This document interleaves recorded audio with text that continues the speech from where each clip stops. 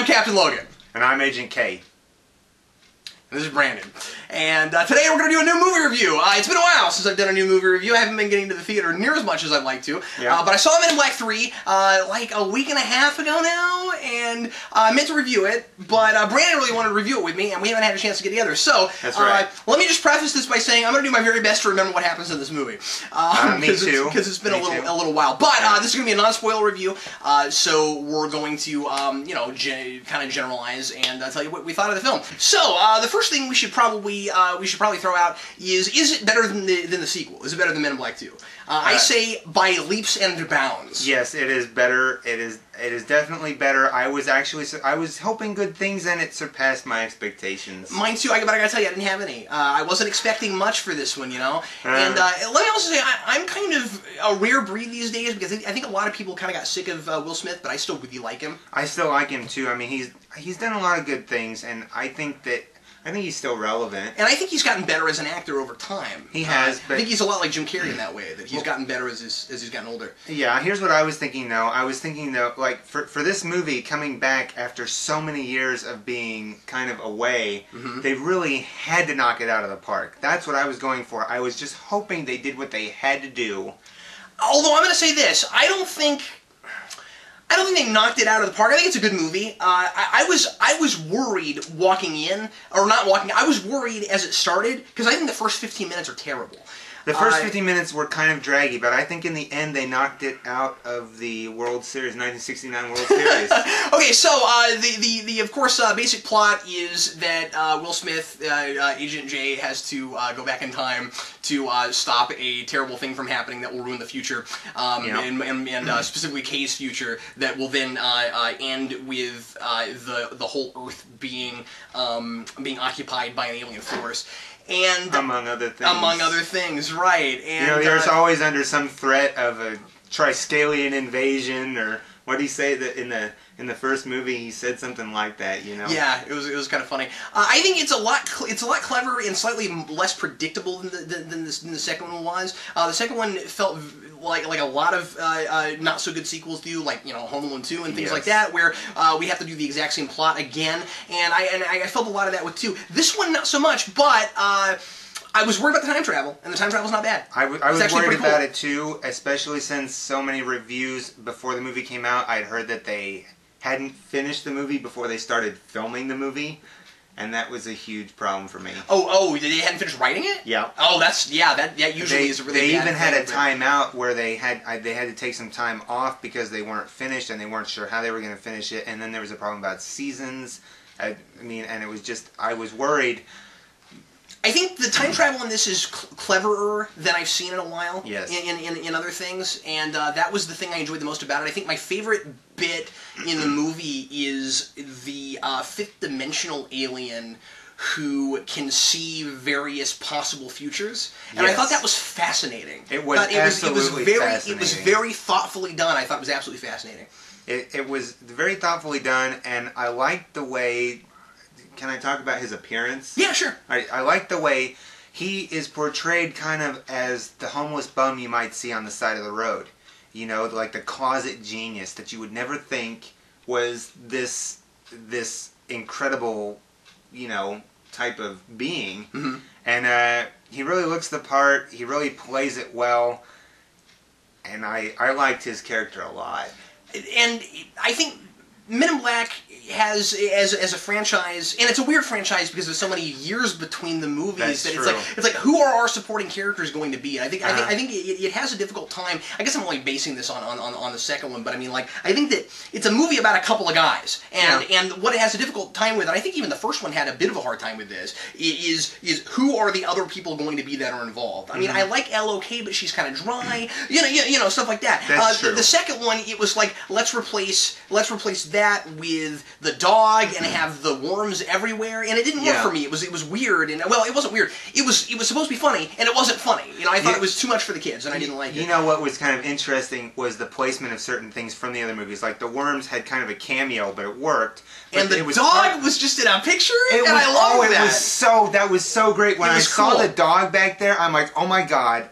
That's the dog. It was neat that they just did an homage. I'm not going to say exactly where it is, but they do an homage to the dog. He's just in a picture. And And I wondered if he was going to be in this because I didn't look up too much stuff before I went and saw this one. I didn't either. And I was like, oh, I just hope the pug's not in it. Now, what I would have liked though, I would have liked an explanation as to where he went because he was such a big deal in 2. I didn't like him, but he was such a big deal in 2. I would have liked an explanation as to what happened. I kind of have a problem with that because they gave us an explanation of where Zed was, and that's what made the beginning so frickin' slow. I think my biggest problem with the movie is that there's a little bit of retconning going on here and there, and I don't want to explain exactly what because there's a big reveal at the end, and it's a bit of a retcon, but it's a really cool one.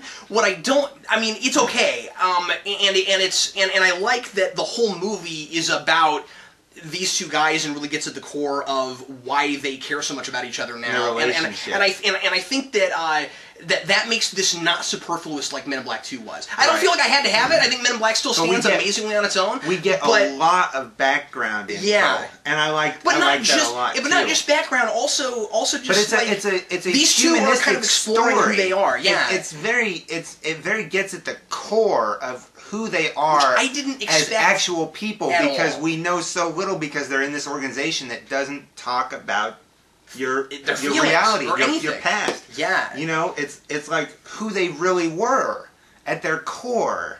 And that's really cool. Kay's backstory seems to not really change every movie, but it's always about the same things, but it's always about a different girl. It's so weird. It's like there's always got to be some different woman that Kay is that Kay wishes he had stayed with. And there are 3 of them, and they do it every movie, but it's always a different one. You know what I mean? I just say this: don't ask questions you don't want to know the answers to. Yeah, whatever. You've just been waiting to be able to say that.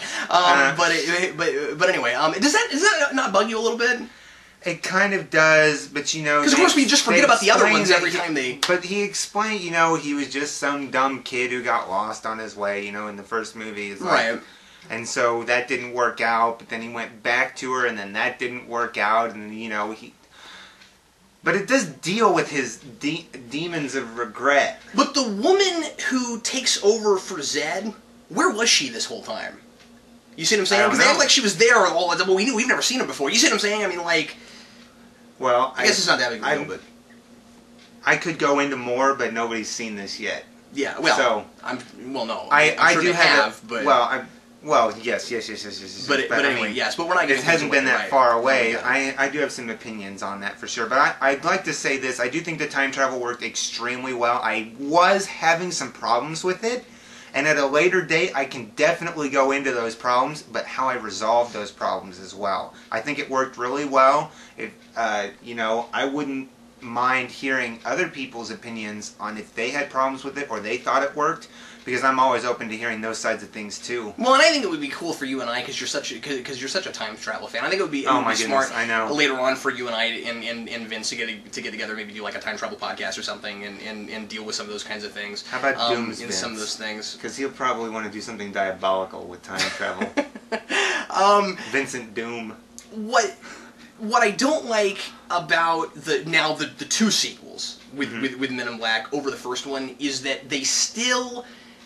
I was hoping that this movie would do something with this, and it didn't. They still make the ending of Men in Black completely superfluous, and I hate that. Because the whole point of the end of the first movie is that Kay got too old and he has to leave. And now, it's 15 years later, and he's still there, and he's never left, and there's no explanation as to why. And I don't like that. It's because he really he realized that was actually where he really belonged all along. He's been doing it for so long, he knows nothing else. Once he got into it and he had to strip away his old life, that just became him. It consumed him. He really liked it. Things changed, but the more things changed around him, the more he stayed the same. I don't think that those movies are about that, though. And I don't think that I don't think that that is necessarily there. That's just me. But I mean, like that. That was the point of the first movie. Was that he was too old. Yeah, and he had to leave, and it was somewhat of a tragic ending. I think I have to agree with you when it comes down to it. Yeah, I just think that they had to they had to do that so they could make more of them, and I think that they should have just made more of them without that character. I mean, I'm sorry, I love Tommy Lee Jones, but that was not a movie that meant to have sequels, so they should have made more of them without him. And a lot of that, and a lot of my problem with it was that the second one, that was the plot I assumed they would do. You know what I mean? It was too predictable. It was too obvious. It was, Kay's got some knowledge that's stuck in his cranium. We gotta go get it out. I would have preferred for them to totally not, if the second movie had not involved Tommy Lee Jones at all. Maybe until the end, they would have brought him back, realizing this organization just isn't working without him. And he realizes that his life isn't working, so they bring him back. That would have worked better for a sequel, but at least for a third movie. Yeah, but at least here they got around that by having him mostly played by a different actor who really, really worked. And Josh Brolin's brilliant. Josh Brolin, he's just brilliant. He really, really took the cake on this one. And that was the only thing I was interested in when I was seeing the previews. Was his performance looked so spot on even in the previews. I was like, I guess I got to see it just for that. And he didn't disappoint. It was amazing. It was really good. And he really humanized Kay in the past timeline. Yeah, absolutely. The last thing I want to mention is the villain, who I think is the best of the three. I think he's hilarious. Oh, he's better than Selena. Yeah, but I think he's even better than the Roach guy. I thought he was hilarious. Yeah, I really liked him. Now, I didn't like him at the beginning because that was all too drawn out. But then later on, I will throw this joke out there, and I don't think this is spoiling too much. There's a bit where he attempts to laugh, and I was just on the floor. Where? There's this part where he sees someone laugh and he tries to mimic it. Someone does this hefty like belly laugh, and he attempts to mimic it. And I was in an audience with a bunch of other people, and they weren't laughing at that, so I was trying really hard not to laugh too hard. I don't know why nobody else, because it was really funny. That was absolutely a funny part, but that character was really good. But leading up, our introduction to the character and his subsequent escapades until the movie really gets moving were just. Oh, it was totally unnecessary. They could have done something so much better, given us such a better, kind of storyline. But in the end, I think the movie wraps up nicely. Whether or not the very end of it was superfluous or not, I think it's wrapped up right before that really nicely. Mm-hmm. And I think whether or not we get a sequel after this or not, I'm going to say it. I wouldn't be opposed to it. I don't think they want to. I think it's a really good cap off. It was a really good cap off. I also don't think this was necessary. I want to throw that out there. I don't think, even as much as I didn't like to, I didn't walk out of this going, oh, thank God they did this. Like, it's really good, but I didn't need it. You know what I mean? Like, I needed it. All right. I needed it. But no, I'm saying... Men in Black is not a movie I ever wanted sequels to. Let me throw that out there, too. Well, that's kind of true. I don't think it made a lot of sense to have more. I will say this. I would not have minded... I would not mind a sequel with new characters, necessarily. I would say reboot it. Reboot it? But yeah, reboot it. Hey, why not? Reboot it and make it more like the original comics were. Make it a little weirder. You could. Why not? Yeah, make it a little bit more like exactly. like 30s, 40s B movie and make it weirder. Man. Put a little bit more Twilight Zone in it. That would be. That'd be cool. There's definitely some stuff they could do. I'm sorry, we're well over time. There was one more thing I meant to mention earlier that I forgot about because I got all wrapped up in the whole I don't like that Kay is still doing things thing. But anyway, I really like how much Barry Sonnenfeld is in this movie. Barry Sonnenfeld is a director I've always really liked. I felt like he really dropped the ball with the sequel, but this one had his name written all over it. The kind of humor he usually brings to the table, like he did with the live action Tick series, and like he did with Pushing Daisies. That kind of thing was very much there, all the way down to. If it's Barry Sonnenfeld, there's got to be jokes about pie. I mean, all of that is there. Well, you know more about that than I do, but the pie joke was really good. I didn't know the story behind the pie joke, but... Yeah, well, have you ever seen Pushing Daisies?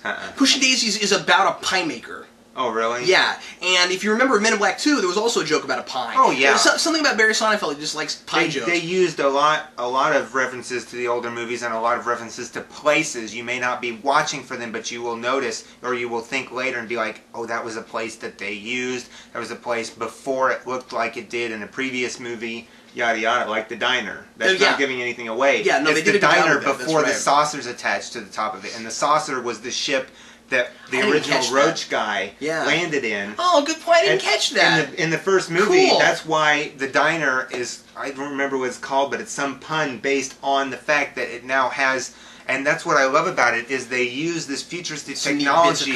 They use this futuristic technology to kind of blend in with the scene. For instance, they put his ship as part of the diner's construction.